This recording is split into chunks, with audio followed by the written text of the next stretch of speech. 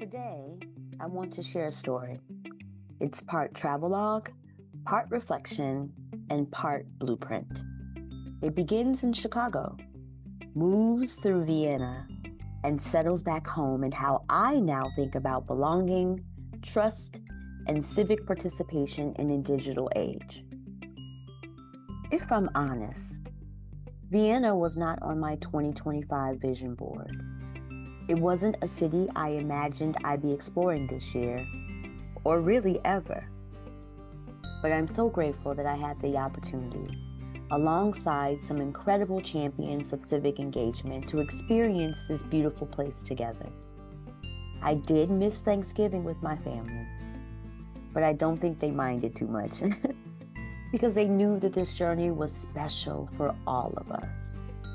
When we left Chicago, the trip did not get off to a smooth start. A winter storm was brewing because it's Chicago. And right before we were supposed to depart, we all got the message every traveler dreads. Our flight was canceled. I was eventually rebooked with a 7-hour layover in Brussels. And it was brutal.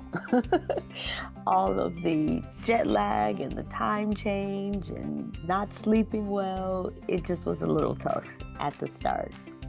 But on the bright side, I did get upgraded on the flight out of Chicago.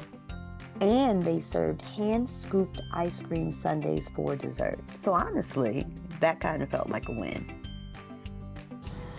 Flight number 2. We've been in the airport for about 6 hours, maybe a little over that, in Brussels. This is a shorter flight as we head over to Vienna, and I'm ready to get out of these travel clothes, get a good shower, get settled, get something good to eat. So looking forward to that happening. Still about probably 3 hours away from that happening. So, but as long as we get there safely, because that's what's important. We left Chicago around 6 p.m. that night, and we arrived finally in Vienna about 6 p.m. the next day. A full 24-hour travel marathon. And our first meeting was the next morning, Friday morning, Vienna time, 9 a.m. And yes, as I said, that jet lag was starting to settle in and was very real. But I was super excited. I was ready. And I knew even then that this was the start of something really meaningful. But first, some yummy breakfast, a perfect way to start the day. The Chicago delegation boarded the train stop just steps away from the hotel. And I must say that Vienna has amazing transit infrastructure and is a very walkable city. Being from Metro Chicago and a transit rider myself, I felt right at home. That long journey the previous day and Friday's morning commute set the stage for what this exchange was really about. Connection, resilience, and learning from each other across borders. From the very beginning, it was very clear that this exchange was about more than site visits and meetings. It was about shared values, about how two cities, separated by an ocean, are both trying to build civic ecosystems where people feel informed, connected, and seen. Our shared purpose came into focus very quickly. We were there to explore civic participation, to understand how media shapes public life, and to ask how institutions and communities can better support residents in feeling like they belong in the decisions that affect them. For me, this meant carrying a guiding question into every room.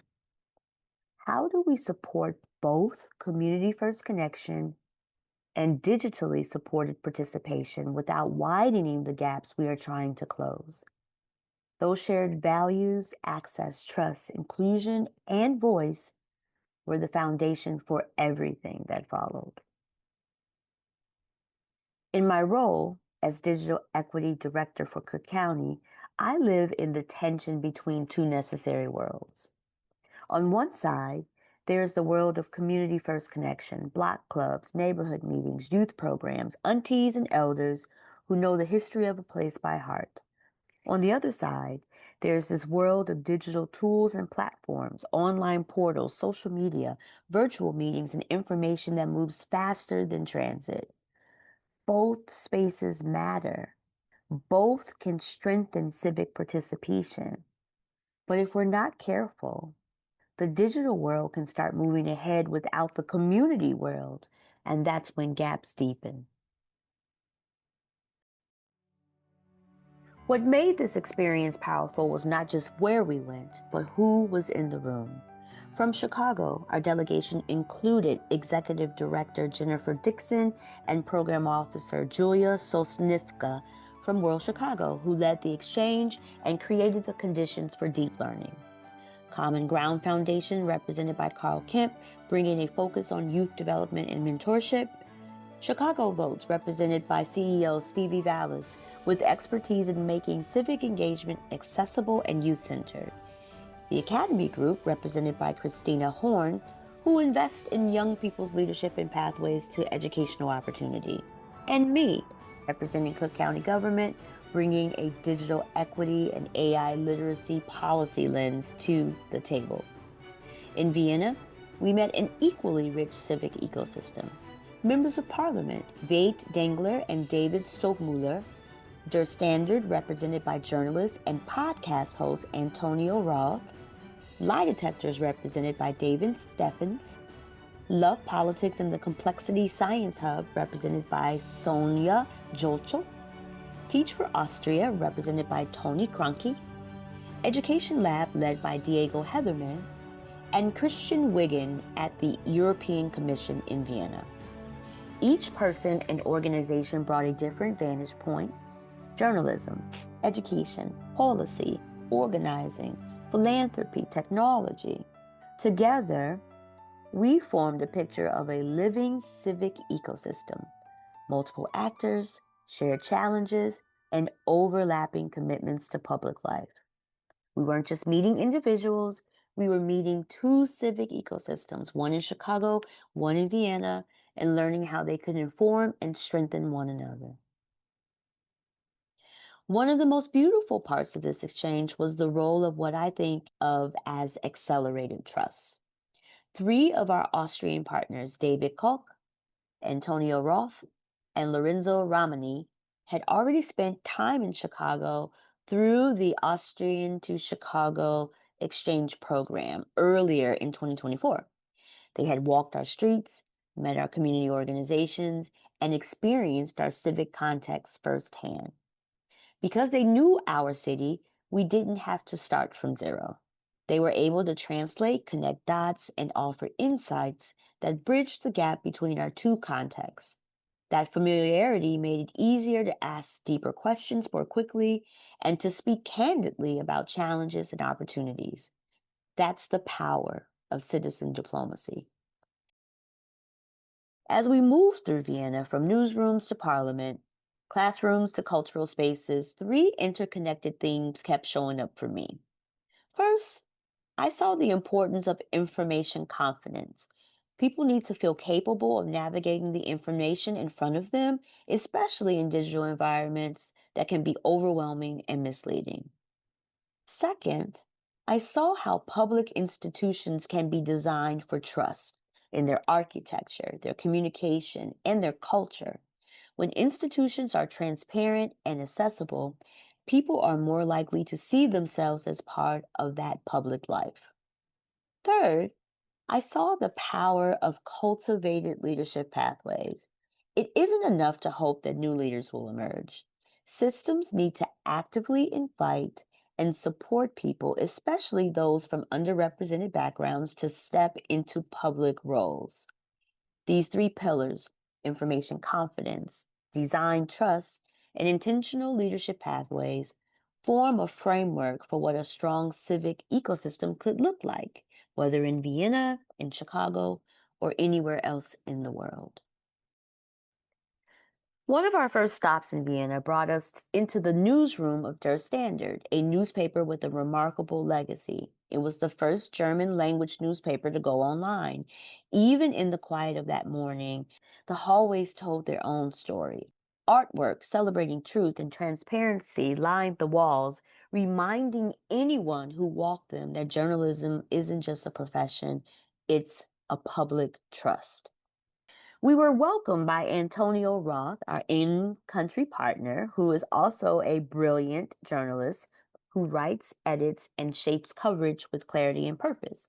And she also co-hosts Inside Austria, a widely recognized and really popular podcast that examines politics, culture with nuance and depth. Antonia shared something that stopped me in my tracks.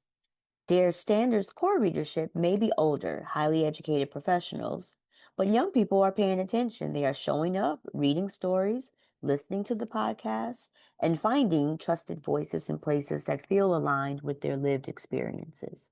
Later in a conversation, Antonia referenced Der Spiegel, an online news magazine, and we learned how they have shifted from trying to fold youth into an adult news brand to building a youth brand of its own, one rooted in the way young audiences seek, share, and respond to information. And instantly, I thought of home, of the Trib and True Star in Chicago, where emerging voices refuse to wait for permission to speak. That afternoon, we met with lie detectors represented by David Steffens. Their approach is deeply human, bring journalists into conversations with teachers and students about the media they see every day. Not to shame confusion, but to build confidence in their own ability to spot manipulation, question assumptions, and trust their instincts. David said something we all should remember, that misinformation doesn't just confuse us, it discourages us. It erodes confidence in our own judgment. And when people doubt their ability to understand the world, participation in public life begins to feel out of reach. In that moment, I realized that media literacy isn't just about defending facts, it's about defending people. It protects the foundation we stand on when we choose to show up, speak out, and stay engaged. Access to information is only step one. Confidence in navigating information, now that's what actually opens the door to civic participation. As we wrapped up those conversations, I found myself thinking about Chicago a lot, about the young people in our communities who are eager to participate if the information in front of them invites them in instead of shutting them out. Young people aren't looking away. They're looking directly at the world and asking us to show them that they can trust what they see. And when we meet that expectation, participation doesn't just grow, it strengthens. Next, we met with Christian Wigan, the head of representation for the European Commission in Vienna.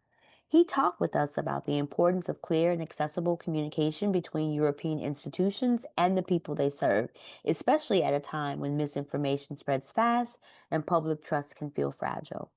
His perspective centered on transparency and the rule of law at the EU level, and it shaped how I later understood trust within Austria's own institutions. He helped connect the bigger picture, how governance communicates, not just how it governs. And it truly matters. That set the tone for our visit to the Austrian Parliament, where we had a chance to see what trust looks like when it becomes a physical space.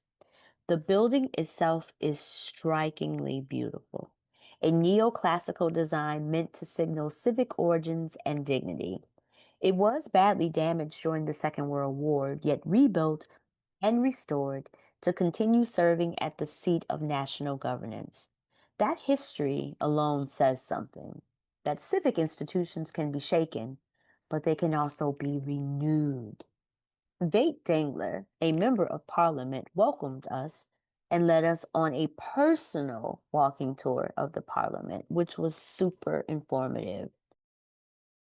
And in the middle, in the back part, were the Ukrainians, because what now is Western Ukraine, we called them Ruthenians at the time, but they were Ukrainians. They had about 15 seats in this parliament as well, in the back, sort of third. Same logic, so you have the governing bench here, you have the speaker stage, you have the chairman behind there. You have Roman and Greek statesmen, here the statues. And this was a very rowdy parliament. This was not very nice and quiet.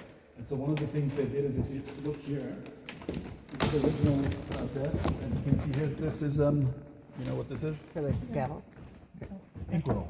Inkwell. This is the inkwell, and your pen would be here. And when members of parliament didn't like what the speaker was doing, they would start doing this. Now imagine 30 people at the same time doing Oh this. my goodness. And people here trying to talk, so you We later joined a public tour in English, where we noticed multiple groups moving through the space at once, each identified by a different headset color tied to their language of origin or preference. That small gesture made a big statement. Everyone is invited to understand how their government works. As we walked the marble corridors, Vade pointed out a detail that made us all smile. Trays built into the walls that were once used for cigars back when smoking inside Parliament was still acceptable. It was a reminder that civic spaces evolve with public values and expectations, just as civic systems themselves evolve. Inside the main chamber, he told us that electronic voting technology is fully installed and ready to use, but that lawmakers still stand to cast their votes. They chose to uphold a visible collective ritual, a reminder that public decision-making is not just a technical process, it's a shared practice. Trust happens when you can see it happening, especially in real time. We continued the conversation with David Stogmuller, who represents the Greens Party.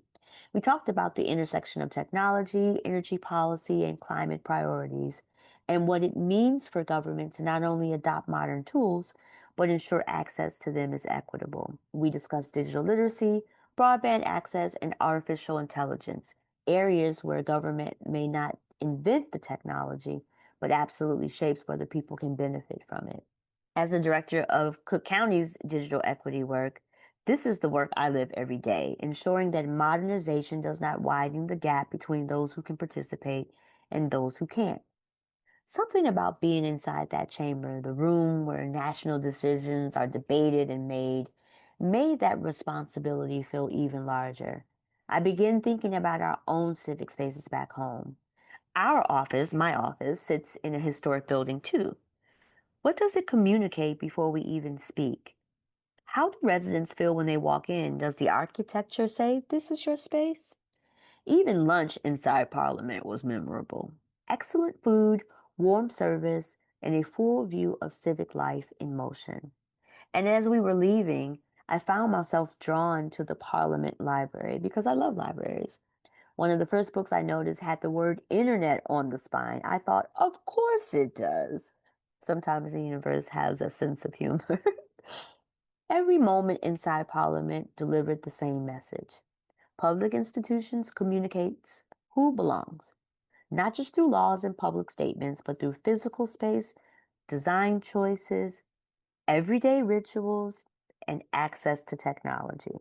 And when trust is built into the architecture of government, people are far more willing to walk in and take part. Our sessions with Teach for Austria and Love Politics centered on a question that sits at the heart of every inclusive civic ecosystem.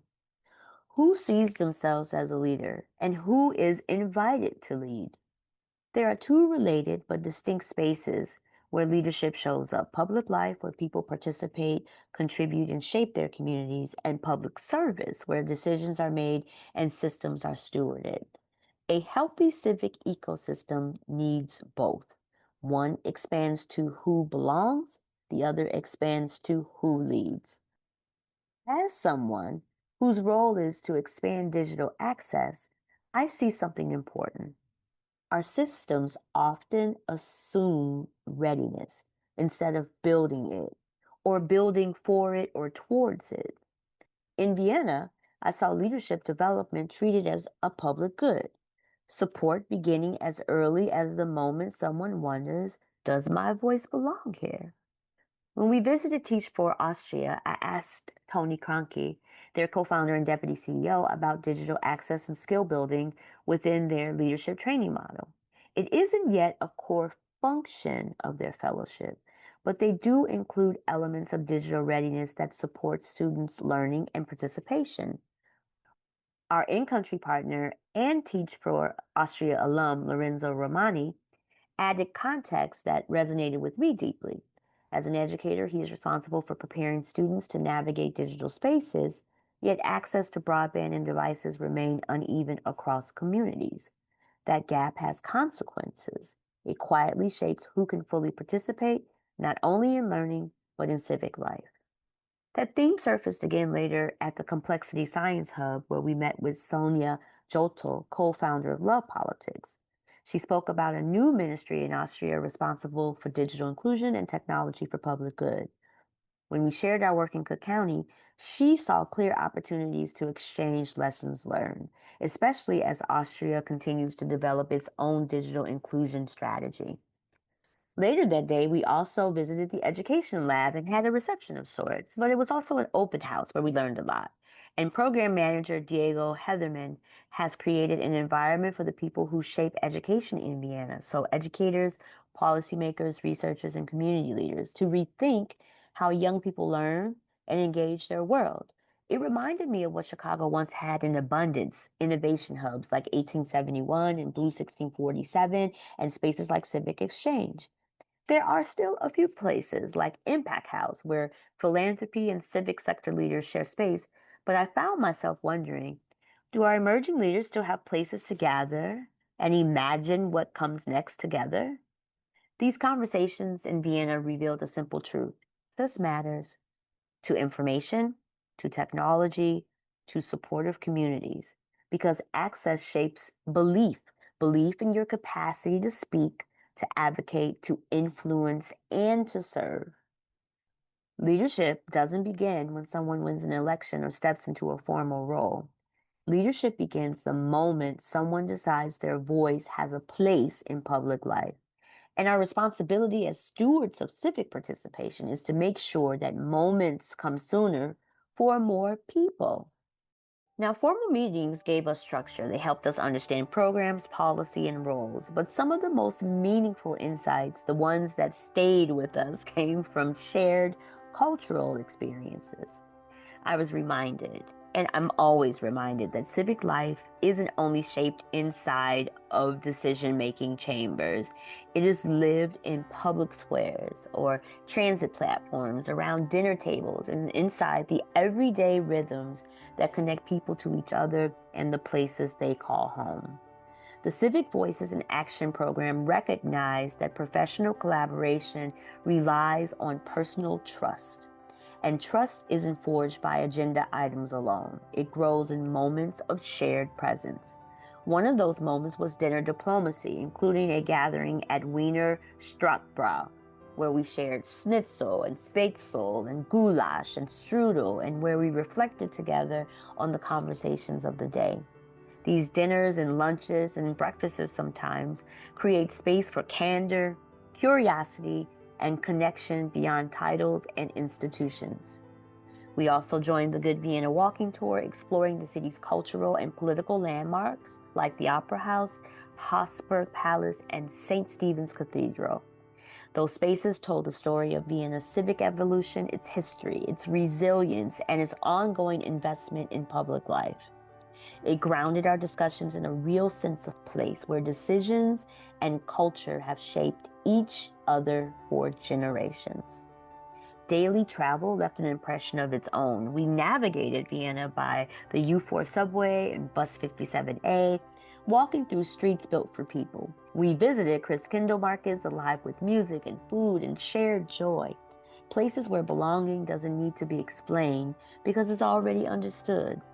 As we moved through the city, I found myself paying attention to how the environment encouraged participation, accessible transit, safe shared spaces, designs that invite you in rather than signaling that you're in the way. Civic engagement sometimes starts with something as simple as a feeling of comfort in the space where life is happening. even with everything we experienced, there's more I hope to return for. I waited too late to get tickets to the opera, and in Vienna, opera is more than art, it's cultural identity. But my fellow traveler Stevie Vallis made it and said it was magnificent. I also dreamed of taking a day trip to Salzburg because the sound of music is a beloved personal favorite. The hills are alive with the sound of music. But these aren't regrets, they're just invitations to return. We came to Vienna to learn about civic belonging and how it's built and sustained. We left with a deeper understanding of how it feels. Cultural exchange made our insights really human. Trust became something we've experienced, not just something we discussed, and that foundation of any civic partnership is necessary for a prosperous future. So, as we moved from newsroom conversations to civic spaces and community based work, a shared understanding began to take shape. We realized that Chicago, Cook County, and Vienna, despite our different histories, structures, and geographies, are working through many of the same questions about what it means to build a strong civic ecosystem. Across every meeting, we saw a consistent truth. When access expands, when voice is welcomed, and when trust is intentional, built into how institutions operate, civic participation grows, not by accident, but by design. The exchange surfaced five interconnected priorities that are guiding me around what can happen next. Like, how do we move forward from this collective experience? So, first, I think we must strengthen information confidence across generations. Residents need the skills and support to navigate complex information landscapes, to advocate for themselves and their communities, and to shape the civic conversations that impact their lives. Second, public institutions must communicate clearly and transparently. When government explains what it is doing, why it matters, and how residents can take part, it signals that participation isn't reserved for the few. It's an open invitation indeed. Third, we must intentionally support pathways into public leadership, especially for those who haven't historically been represented in decision-making roles. Leadership doesn't simply appear, it is developed, cultivated, supported, and invited in. Fourth, we must design civic spaces, both digital and physical, to signal dignity and belonging. People engage when the environment tells them they are welcome in the conversation. And finally, we must support youth civic power through education, storytelling, and leadership development. Young people are already shaping the future of civic life, and they deserve to see that reflected in our systems today, not someday in the near future or when they get to be adults, right? What made these priorities powerful for me is that they didn't come from a policy memo or a white paper. They emerged from real relationships, real observations, and real conversations between people who care about strengthening public participation. That was a mouthful. This is not just a list, it's a framework for action and a shared commitment to continue this work beyond the exchange. It is my shared commitment to continue this work beyond the exchange. Again, citizen diplomacy in action. Our conversations in Vienna did not end when we boarded the plane home. Thankfully, our flight was not canceled. They translated immediately into the work ahead, which is the heart of citizen diplomacy, the power for information and action to not just show up in itineraries, but to show up in what those who experience those itineraries choose to do next. One of the first opportunities that surfaced was right within our own delegation. I realized that the Chicago team, Carl Kemp, Steve Dallas, and Christina Horn, carry deep community expertise across civic engagement, youth empowerment, and leadership development. We are scheduling time in early 2026 to learn more about each other's current work and where our priorities intersect. We've sparked several promising ideas in Vienna, and now we get to ask a bold question. What could happen if our organizations acted together, not just alongside one another? The exchange also opened up a new pathway for digital inclusion and policy collaboration with Vienna. After returning to Chicago, I reconnected with Sonia Jotel, and she introduced me to Clemens Dinner, a policy officer in the Austrian Federal Chancellery who is advancing national strategies for digital participation. We are planning a meeting to exchange lessons on community-based access models, how technology can strengthen civic belonging rather than deepen the divide between who is able to participate and who is left out. And that'll be happening in early 2026. There's also significant alignment around youth civic journalism and storytelling. Before leaving Vienna, I shared with Antonio Rauth and David Steffens that their work at Der Standard and Lie Detectors resonates strongly with Cook County's Digital Equity Impact Grant Program, where we implement in partnership with City Bureau and intersect digital inclusion activity with storytelling. I proposed introducing them to our Chicago-based civic storyteller group, especially youth focus groups in the impact community of practice, to explore potentially a cross-border collaboration and information sharing moment. And finally, our visit to the Austrian Parliament changed the way I view our own public spaces. The halls we walk every day inside of the City Hall Cook County building tell a story. But I wanted to understand what that story is. I began working with our Bureau of Asset Management to explore the building's civic history and its place in public imagination. I want to know more and add that to my story when folks come to see me inside my office and say, hey, did you know that this roof does this or that these elevators do this? I want the story. I need the details. All of these conversations and collaborations began in Vienna and continue now in Chicago and Cook County because citizen diplomacy isn't about where we travel, it's about what we build because we traveled. This exchange reminded me that our work in Cook County to expand digital equity is not technical work, it's civic work. When residents are connected to information, to one another, and to public institutions and to government, they gain more than access. They gain agency, the confidence to show up, speak out, and take part in shaping community life. Digital tools can only support civic participation when they reflect the people they are meant to serve, when they account for language, ability, culture, and lived experience. Technology becomes civic infrastructure only when it reinforces belonging. Programs like Civic Voices in Action create the networks that make these kind of discussions possible. They allow civic practitioners like me to learn how others are building trust, using storytelling to engage, and designing public spaces, both digital and physical, that bring communities together instead of pushing them farther apart. I returned home with so many new insights, new relationships, and a renewed conviction that community-first connection, supported by accessible and trusted technology, strengthens every part of our civic ecosystem.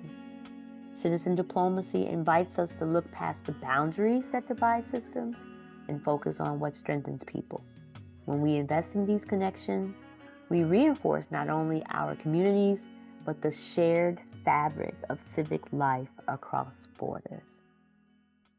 This exchange was made possible by a community of partners who believe deeply in the power of civic connection and in the idea that when we learn with and from one another, everyone's civic ecosystem grows stronger. I want to express my sincere gratitude to World Chicago, led by Jennifer Lunding Dixon and Julia Sosnivka, whose thoughtful planning and leadership ensures a seamless and deeply meaningful exchange from beginning to end. To the Julian Grace Foundation, thank you for investing in global civic learning and in the current and next generation of civic leaders who are shaping the future of public life. To our Austrian partners, David Koch, Antonio Roth, and Lorenzo Ramani, your expertise, hospitality, and commitment to citizen diplomacy expanded our understanding and grounded our learning in real relationships. To my fellow Chicago delegates, Carl Kemp, Stevie Ballas, and Christina Horn, y'all are amazing, and thank you for bringing intention, creativity, and purpose into every conversation. Traveling with you made the work richer, the insights deeper, and the future collaborations brighter. And finally, to the leaders, educators, journalists, policymakers, and the folks who were just moving around in the city, I am so thankful for you not only sharing your expertise, but your city, your stories, and your trust. Thank you for allowing us to safely proceed through your city in such an honorable way. I am so grateful to have represented Cook County in this exchange, and even more grateful to continue this work with partners who believe that civic life is strongest when it listens, invites, and includes. Thank you for taking this journey with me from Chicago to Vienna and back home again. This exchange reminded me that the future of civic participation is built through relationships, shaped through shared experiences, and strengthened when we choose to learn together. I'm excited for what comes next, for the continued collaboration, the new ideas that will emerge, and the ways we will translate this learning into action here in Cook County. If any part of this conversation sparked curiosity, or if you see an opportunity to build together, or if you simply want to continue this dialogue, I would love to stay connected with you. My name is Kyla Williams Tate, and I serve as the Digital Equity Director for Cook County Government in the office of President Tony Pretwinkle. Let's keep imagining and building a civic ecosystem where everyone feels they belong. Thank you.